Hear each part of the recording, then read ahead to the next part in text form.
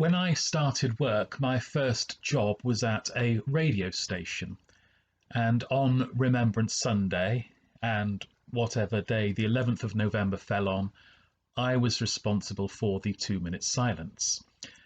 Now, that doesn't sound too difficult, does it? Wait until 11 o'clock, don't play any records for 2 minutes, warn the presenters not to say anything, and surely there's not too much more to it than that. But 2 minutes of silence was actually rather tricky because when your radio station goes silent, the transmitter that broadcasts the programming thinks something has gone wrong.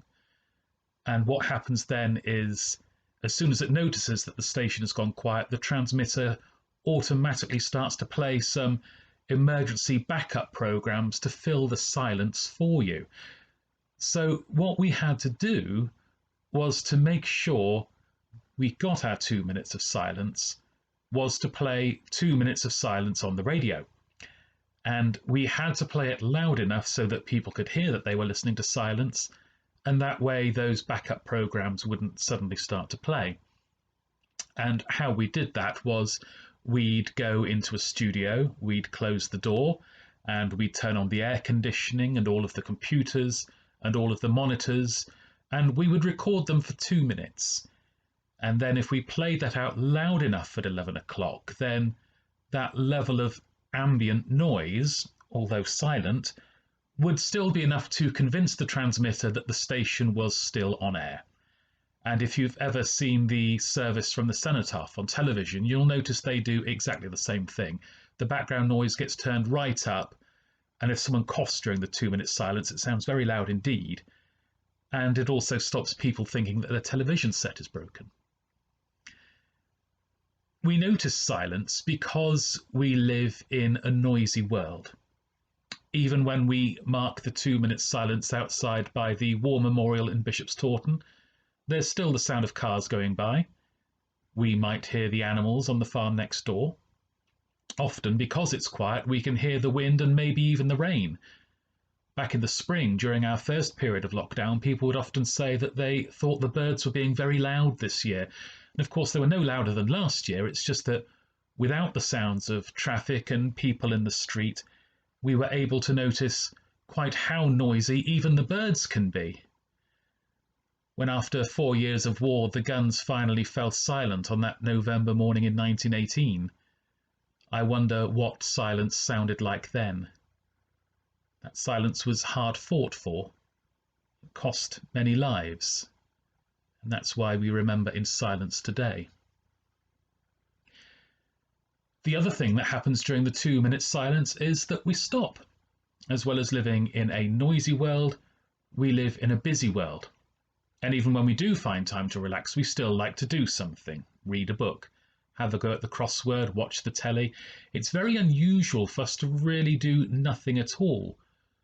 But for those 2 minutes of silence today, and again on Armistice Day, we really do stop and are alone with our thoughts.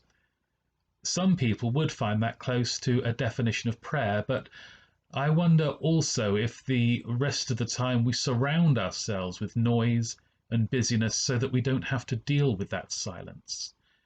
I wonder if that silence sometimes is just too much to bear.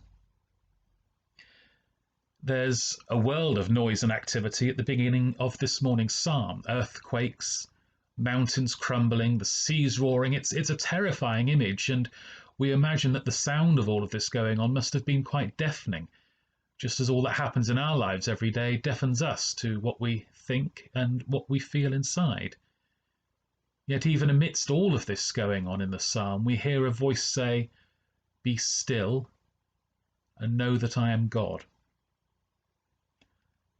On one of our church trips to Lee Abbey a couple of years ago, I read a book called The Practice of the Presence of God, which is a collection of letters from and conversations recorded with a 17th century Frenchman called Brother Lawrence.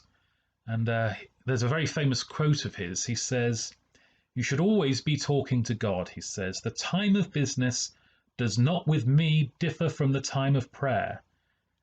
And in the noise and clatter of my kitchen, while several persons are at the same time calling for different things, I possess God in as great tranquillity as if I were upon my knees at the Blessed Sacrament. That's a wonderful discipline that he's managed to cultivate there. I do admit that I often find that the things going on around me, even the thoughts going around in my head, are often a great distraction from whatever it is I'm trying to do, even when I'm trying to pray. But here in the psalm this morning, we are told, "Be still and know that I am God." Be still.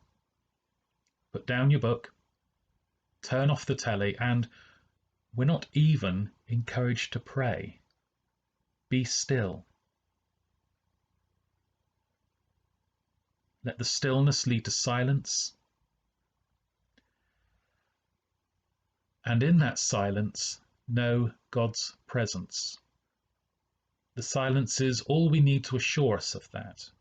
All we need, and yet we find silence so difficult to attain.